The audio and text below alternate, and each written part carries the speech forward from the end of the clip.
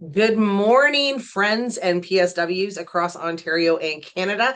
Welcome to PSW Podcast, where we come to you guys live every single Friday, for the most part, at 11 a.m. to talk about the good, the bad, the ugly of the personal support worker field in Ontario. My name is Miranda Romanowicz. I'm the CEO of the Ontario PSW Association and the Canadian Support Workers Association. And I am yet again joined by my co-host and Chief Operating Officer of both associations, Ian DaSilva. And here we're here today to talk about what's been happening in the PSW field. What have we been seeing on our social media platforms?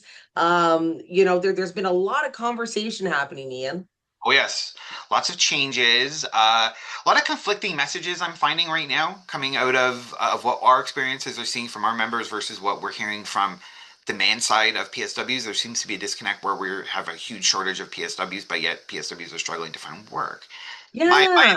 In my opinion, that's my anecdotal analysis that we've No, seen over the last. no, that was a really good one, actually, to speak about that. There's actually this wonderful PSW, and I don't know her name, but on TikTok, she had posted a video about long-term care and about how, the public needs to be made more aware of what's actually happening in these long-term care homes.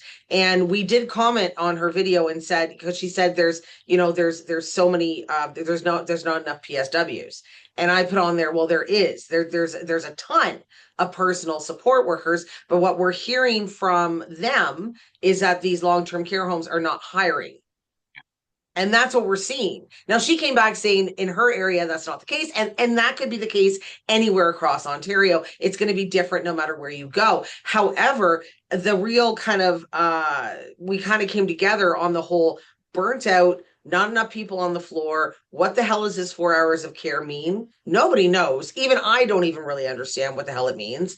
And I know you don't, Ian. We're Well, I both know it confused. We get it, but it's like, how is this working? I'm not it's a really. step in the right direction. I will acknowledge it's a step in the right Yeah, direction. Like that. absolutely. Yeah. Good. Uh, but it's 4 hours of care averaged over the entire resident group. Defined, and what is defined as the actual care? Does that include dietary? Does that include companionship? Like, what are they talking about care? Yeah, I don't know. And you know Oh, what? The interesting part is I don't think, and I think we've asked that question many times over the years, and I don't think we've actually ever gotten an answer. I no, don't think we've ever gotten a straight answer on that. no. We'll continue to ask. I mean, once we can find what are the terms that define the hours of care and what are the actual activities that define care, then that 4 hours will be more meaningful. If it's just 4 hours where you have access to a personal support worker, where they're in the room, but they may not, or they're on the floor rather, and they're not attending to you, does that count as care? I don't know. We don't know, and then that's the problem. We don't know, which is why ratios, I think, is why we and it's not like we're not the only association or organization calling for a standard ratio in healthcare. No, the ONA is calling for it right now. Ontario Nurses Association has been very loud and proud out in the streets, yelling for ratios for nurses in hospital settings, etc. And we've been talking about ratios as an association for the PSWs, God, going on 10 years. We've been talking And about ratios. it seems to be the automatic solution. I think when we're looking at solving some of these problems, we have hours of care which are hard to define. You have a lot of PSWs that are willing to enter the field, that want to work in long-term care, that want to support the community, but because the legislation enables them to only need 4 hours of care, the instincts of any operator will be to prioritize money and therefore not hire the people needed. If you have ratios, that problem goes away. Well, exactly. And the thing is, though, and then so you got to look at ratios and you have to look at seniority to a degree. Because seniority, and I mean, it's not a bad thing. You work for it, you worked enough shifts, you've been in a place for long enough. Obviously, you do deserve to have first pick of full-time hours and benefits. I completely understand that Committed the longest to it. It's that. to a degree because we have people that have been at a long-term care home in a casual position or part-time cash or call-in position for like 10 years, and then you have someone and they never went in for shifts, very very rarely, but because they've been there 10 years, they're getting first pick over someone who's been working their tail off, taking every shift they can get for the last 3 years. That happens. And that's where seniority to me is not clear, and I don't like it because it then it just deters. You know what I mean? It deters. Like again, like we talked about I think last week or whatever, right? Was Why do PSWs pick on other PSWs? Like, why is there this discord amongst frontline healthcare workers? And it's because of situations like burnout and ratios, like no ratios, seniority issues. There's the list goes on and on. And I do want to address something though, because someone did say, well, what are you guys doing about it? We get asked that all the time whenever we put out these videos. Yeah, We're doing it by talking about this publicly, by outing this and not allowing it to be Ontario's dirty little secret anymore. We're enabling the public to know this issue. And that's exactly. how change is started. Yeah. Absolutely. No, and I think I mean, what we need to do is probably do a little bit more robust outreach once we have this issue a bit better defined, because ratios are important. And you're right. I mean, even the nurses need ratios. The entire system needs ratios. There's no ratio of patients. They'll take as many beds as they need. And yeah, that's great. You'll get that many beds in. They really lost the idea of connecting beds to care. Like, That's something I've noticed too. And I do want to give kudos to the Minister of Long-Term Care for building all of these long-term care homes. I think that's wonderful when they're all completed in the next 5 to 10 years. However, right now we don't have that. And we don't have like, I don't know, it's just nothing seems to be right about how they're going about this. They're pouring a lot of money into these long-term care facilities. Like, what did she say? I saw an interview the other day, and the minister stated $300 million, something like that, went into building a new long-term care home. That's wow. insane. That's a lot of money. That's a lot of money. And And is she the said, care sorry, go ahead. who's running the home? Is it a private provider or is it a public home? Like, well, I didn't watch the announcement. No, no, it was North York General Hospital. Oh, okay. Yeah, yeah, which I mean, it's great. I mean, my aunt worked there for like 30 years. She was a charge nurse on the floor on the long-term care side. And it's a great facility. But it's how is this going to work? Like, we hear about all these long-term care homes being built everywhere, and we have beds a coming, we have beds a coming. But in the same token, right in this moment, right now, we have people that are in their homes that can't access long-term care. The wait lists are ridiculous. My aunt put my uncle into long-term care. He has really bad dementia. And she waited, oh gosh, 6 months, which is amazing. But that's only because he was on the crisis list. But then how do you get on the crisis list? You don't want to be on a crisis You list. don't want to be on the crisis list because she also didn't have a choice as to where he went. Now she was very fortunate that it was wound up being she's in Windsor, and it wound up being in Windsor. But the way that it works is that they can move him out anywhere across the province. They can technically, yeah. They're on the crisis list. It is rare that they do that. I know that I know. they just make a big effort to keep you in the community because it's in their interest, because they're going to be dealing with crabby families if they don't. So I get it. Like, I'm sure that you're trying to keep them in the area. But no, there's so many issues right now. And you can see that a lot of this was reactionary planning. We needed more beds. Okay, let's just build more beds. How the fastest we can do it? Okay, but who's going to work those beds? How are you going to maintain the staff? What's the quality of your life going to be in those So I facilities? have a point about that. So they did it right. They put it out there and they said we're going to build all these beds, and we're going to train all these personal support workers, and they did. A huge number of personal support workers have graduated over the course of the last 6 years. However, these beds aren't ready. They're not ready. So No. where are they going to go work in the meantime before you have to staff these long-term care homes? And here's the other side of it. I mean, you want to staff these long-term care homes with PSWs, okay? So we want PSWs, we need PSWs. You need them so badly. Make the effort to protect the title. Extend the principle of value to the protection of title to enable these people to actually get something for when they actually graduate. Whereas the way they have it now, and I know that, and it would be great if we could get that through the new regulator. It'd be awesome, because I think that's really the fundamental issue that we've Title always protection, advocated about. absolutely. Yeah, absolutely. As long as you have private providers, and this is not comment on, because there are some amazing private providers out there that do really, really good work. Um, but it's for the ones that are there for the business. Everyone's got to earn money. I get it, but when you're dealing with a private industry, they have to maximize profits. It's not good or evil. It simply is. And at the end of the day, care gets compensated. I mean, look at hospitals right now. They're laying off nurses in PSWs. Yeah, like what is going on? Like I mean, we do not comment too many times on nurses, but it's not a strong system when you have nurses asking for ratios. The nurses are burning out because they have too much care. The PSWs are burning out because they have too much care to provide. Come on, protect the Then title. everyone, but then Let's stay everyone in alive. the ivory towers looking down, going, everything's hunky dory. Uh, And I'd be honest, Ian, I have never seen healthcare in this bad of shape no, it's in it's all the becoming years that I've been doing this. no, it's becoming a quagmire, and it's I don't know. I don't know what.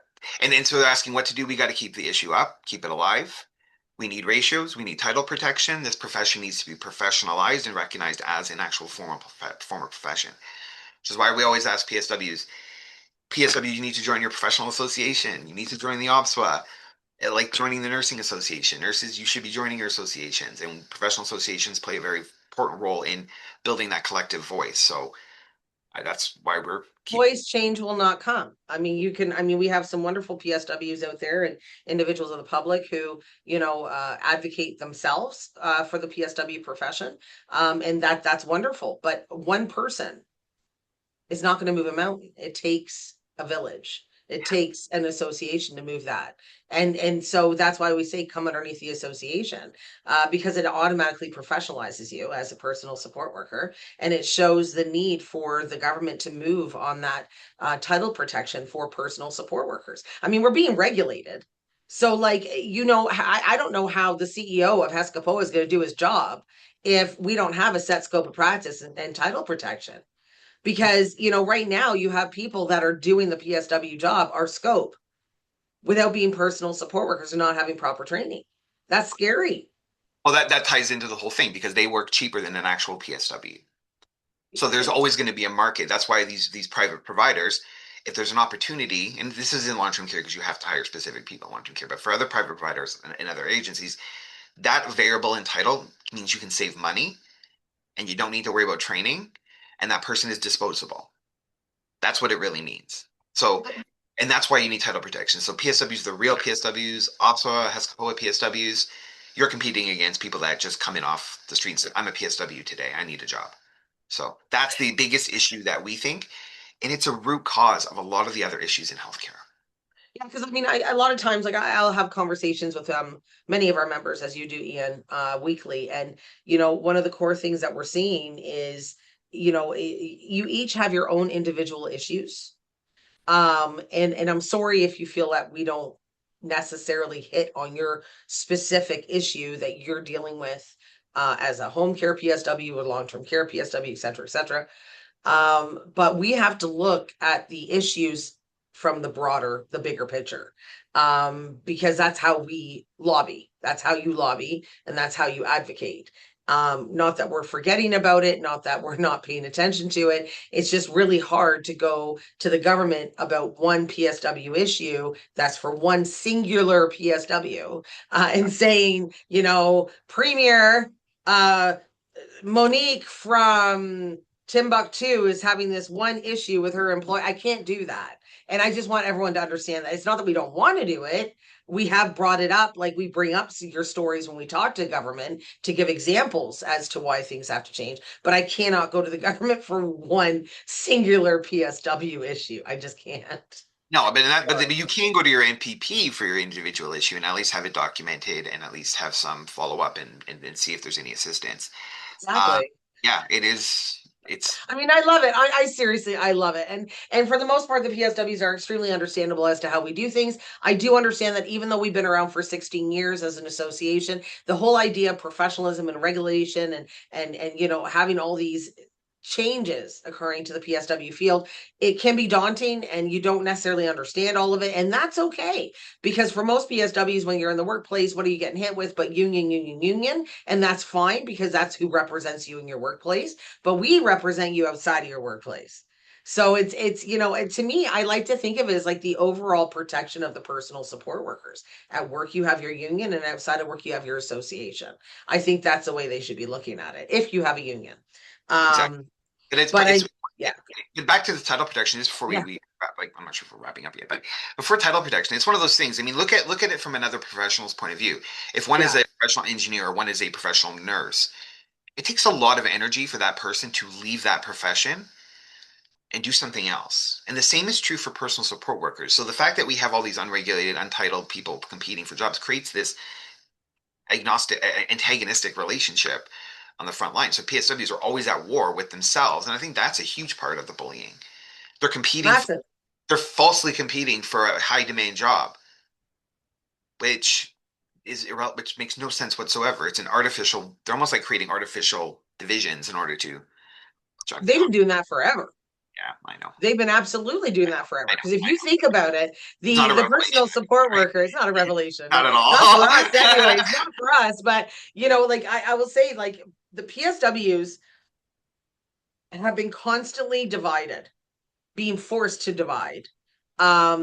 At least I've been a PSW 20 years, and it's been this way for 20 years. I remember when I started as a PSW and I was working in long-term care, and I was being paid $2 more. And I'm a Mohawk College, community college graduate. I was being paid $2 more than my friend Tara, who was a Trios College graduate, because she went to career college. So the division was already occurring way back then. Now they don't do that anymore, thank God, but they did do that back then, at least my long-term care home.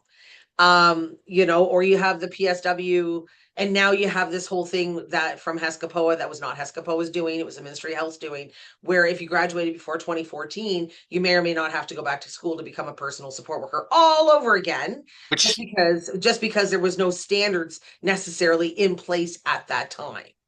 which is really worrying because especially for people who went to community colleges, if the Ministry of Health is going to is going to dequalify those credentials, then that means the government can dequalify the credentials for any community college degree or diploma that was entered for any profession across Ontario, regardless of what it was. So this gives the government enormous power to be able to simply say, we're no longer acknowledging that you went to school in that year, you need to start again. It can simply do it. So That's why the I agree with precedent is so dangerous, and you. It why we is. go against that because it undermines the integrity of the entire provincial collegiate system simply because there's not a standard or some artificial standard which they developed in place. Rather than creating a pathway to enable those individuals to join, they're simply going to disavow them of the credentials that they earned and make them start again. Okay, where does that stop though? Like, and this is not even about PSWs. This is No, precedent setting. But exactly. Like where does that stop? I mean, where does my that stop? my whole thing was like, I mean, you're so bang on about that. And Yeah. that's why, I mean, everyone's been asking us, well, what at Ops are you guys doing to try to fight against this? And we are still fighting against this because I'm a 2006 grad, and I'm a community college graduate. And so when we met with the Ministry of Health and we talked about this issue, and we've done it quite a few times, and their whole, they're just like, well, there was no standard for the curriculum. But okay, I get that. But there was a standard for the curriculum in the community colleges because those are government colleges, Exactly. government funded. So there's a standard for the community college grads. Now, mind you, where they did get us in, and we have to admit this, is when they started talking about the career colleges prior to 2014. So the career colleges is different. Career colleges are operated under a different act and different. I'm not talking about career. I'm talking about the provincial No, I colleges. get it. I Yeah, totally yeah, get no, it. and you're right. There is different standards. So for the benefit of this discussion, the government's giving itself the power to basically dequalify government sponsored programs from colleges. So if you went and got for a human resource certificate on something, they can say that's only valid for 4 years, which if had you known that when you signed up, then you would be aware of it. But after 5 years and you're suddenly being told that you could be easily told, oh, all those credentials that you paid money for and you've been using are no longer valid. You have to take them off. 20 years. 20 years. 20 years. This is unprecedented. So this gives the government enormous power over. It moves honestly a little bit into authoritarianism, where a government can remove an educational credential at the whim of the government. Which is disgusting. Which is illegal. Which you can't It do is. that. You can't say No. no, Miranda, you did not go to school to be a PSW in Mohawk on that year because there was no standard. So as a government, I'm going to say that never happened. I'm going to put that in writing. You never went to school. We don't recognize that. So all that money and resources you spend and the contributions you made to that field are now null and void because a civil servant has decided that that is the way it's going to be. So now you need to start your career from scratch. That is intolerable. I don't know how. I don't even understand why we're not seeing more concern coming up from the college professors themselves. I'm like, If I was a That's kind college of interesting. I'm a college professor, let's just say I am, and everything I'm teaching can be just canceled by the government in 2 years, saying now everything you taught was useless. We're not giving the students their money back, but we're also not going to recognize that credential. Okay. This is going to be Start interesting to see again. where this goes. And they go, don't worry, you can get OSAP and start again. So now you got to go back in debt to pay for another credential because the government decided that credential is no longer valid. This is dangerous. This is a power grab that's a little bit, well, it's not a little bit concerning, it's extremely concerning. And hiding it behind a program standard is extremely. And that's what caught me was when they said the program standard, because I was like, okay, this is not making any sense. Because so the PSW was created in 1998. It was an amalgamation of the home support worker 1 and 2 and the healthcare aide. So that's what created the PSW. The initial PSW program was anywhere from 16 to 18 weeks. That was the initial PSW program. But back in 2000, I think it was 2004, a bunch of the heads of the PSW programs of the community colleges got together and said, no, we need to make this longer because there's more stuff that a PSW has to learn. It needs to be more robust. So that's where you get into the 32, 34 week, 36 week PSW programs, right? Okay. So when I went to Mohawk College, I started in 2005. I was the first cohort in Mohawk College to do that 1 year community college program for the PSW. And I don't think it was enough time anyways, but that's a whole different conversation.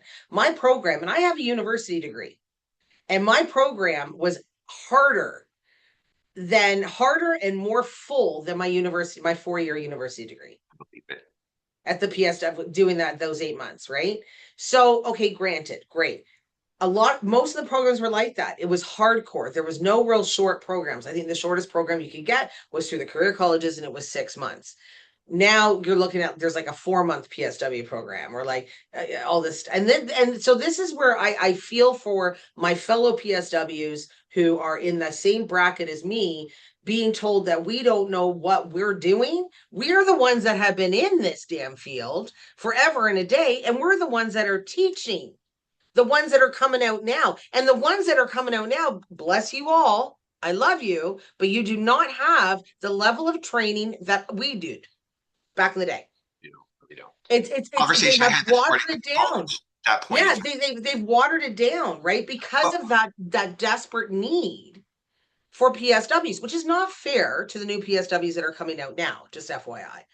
So that was end of rant. But that just makes me mad because when someone says to me, well, you don't know what you're talking about. Well, you didn't graduate. I had someone say, well, you didn't graduate after 2014. So Again, you went to a public college, you went to Mohawk. So basically the come government on. saying, this is what's scary about it. This is what what we're not seeing. If the government has the precedent to take away a credential that you earned in good faith and paid for out of pocket and borrowed money to do so, and decide arbitrarily that they're going to, because of a new program standard that was set up after you graduated, I'm going somewhere with this. That means theoretically an industry group can set up, for example, a new group of standards for accountants. Say, we're going to create a new standard for accountants. We're going to create a Canadian CPA specialty program. This is the new standard in Ontario now. If you don't have this standard and you got your accounting degree before 2022, you got to go from scratch now. We're going to have a whole new test and you got to start from scratch. That's essentially the precedent that we're setting up. I know that's a bit of a stretch, but that's what we're establishing. The precedent has now been established that the government can take away provincially awarded credentials arbitrarily based on standards that they establish arbitrarily. Yeah. And don't think that, and the program standard was not set up by MPPs and politicians. This was an internal thing set up by the ministry bureaucracy to solve a problem. So very little public input in that. Yet, No, well, we're in the standard. I'll say, which I also find is funny, is that OPS was in the standard. Well, And yet it's dangerous. It's a very dangerous slope that the government's that we're putting the integrity of our entire collegiate system into disrepute simply because of a program standard from 2014. It's a remarkable. What's crazy to me is back in 2000 and I believe 2004 and HCAs, if you're watching this, please feel free to correct me on the dates. There was a bridging program, or there was a grandfathering, not bridging, grandfathering for HCAs who still worked in long-term care homes at that time, that didn't want to bridge to PSW. There was a grandfathering, just grandfathered them in. Yeah. And why can't we just be grandfathered? They I won't. don't understand. That's the next thing. They won't be grandfathered. However, an employer can say yes or no if that person's actually has that degree or has that certification. What? Like, So the it, employer has so much it, power. the employer in the system is now to the point where, again, this is extremely dangerous, and this is more dangerous than people realize. It's not even about PSWs. This is about academic integrity in Ontario, and it's long-term health. Because why would Amen.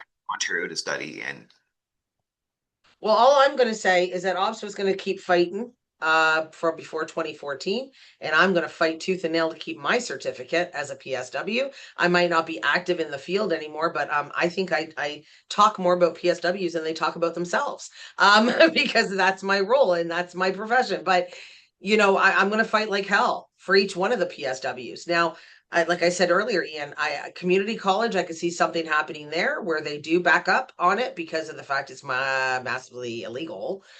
It's going to be the fight for the PSWs that went to career colleges before that time or Board of Educations. that's Um, where we are. Oh, please, yeah, sorry. yeah, that's where the fight I think is really gonna be. Now, of course, the government's kind of on vacation now, so we're not going to know anything new probably until the fall, which I know drives everybody and us insane because we just want an answer on this. But I will say, we're not giving up. I don't think there's No, ever a this time that we do give up. And then the thing is that they're worrying, the logic that we have coming from the government is that they're worried that this will create, they don't want to do a lot of things with the regulation because they're worried about creating a systems disruption for the staff. But this is a huge systems disruption. Right? I'm a little confused here. Like, okay, get the logic. So, but I think that it's been set up, and I don't envy the role of the HSCPO in trying to navigate this with the ministry. The Um, poa? No, I do not. I do. I but Godspeed to them because Yes. it's a good fight, and I think and if we have the opportunity now to rebuild some of the integrity in this system, this is the time to do it, and we can actually. There's hope if we can make this happen. This is staple. Amen. Amen. But fingers, toes, and eyes crossed. Great conversation, Ian. Man, we went everywhere and then some in that conversation. Just for transparency, we didn't know what we were going to talk about today on PSW Podcast before we even got on here. And look, Yeah, we're half an hour in, and we've talked about a whole lot of stuff to do with PSWs. yeah, But that's and really good information, which I think is important that we shared. But I will say, just for those of you guys watching, we did do a webinar on Wednesday with the HESCAPOA, where they talked about, the truth of what's actually how HESCAPOA is going to operate.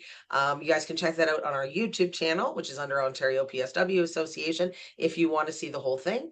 And yeah, I guess that's it. We'll be back again next Friday at 11 a.m. for a PSW podcast. Not sure what's happening next week, but I'm sure you PSWs will give us topics to talk about as usual. I need to point out one more thing before we go. No, there is not going to be a Netflix documentary. That oh was a gosh, parody. That was a parody from TikTok where it was like, if there was a Netflix documentary, I promise you guys I will be front and center you will know. to talk the truth about And, PSWs. So, and and you for would this, absolutely know, yes, if yeah, there and was a for documentary. disclosure, Netflix has not reached out to Miranda and the association for anything, so there is no No, Netflix no. But documentary. hey, That's up to me. Netflix, if you want to, let's talk Netflix. But Dude. I mean, I'm all about it. But anyway, so sorry for those of you guys who got confused or excited about it, and I totally understand it. But no, that was just basically me being a bit of a We'll do stir. our own Netflix documentary and send it in to them. Maybe they'll take it. There you go. Sounds good to me. Your All right, submission. guys, enjoy your weekend. I hope you guys stay cool. I hope you guys stay wonderful. For those of you working, thank you for what you do. We'll be back again next week. If you're not a member of the association, make sure you jump on that by hitting the link here in our Facebook page or on our TikTok profile. And all information is there as well. I hope you guys join us. If you don't, that's cool. If you do, I that's cool. Please consider joining us. We've had meetings with PSWs recently who do not have insurance. It is extremely dangerous for PSWs to be working without professional liability insurance, and also the additional critical injury insurance that you can get at a huge discount if you join. Just a plug there for Moments of Truth and the very, very excellent services that they offer. So please join the association, professionalize yourself, join the HSCPOA, make sure you're properly insured and your family is protected and you are protected as well. Bingo. All right, great set, Ian. Thanks so much, everyone, for joining us yet again for another great PSW podcast. Have a great weekend, everyone. And with that, I'm going to say, Ops out.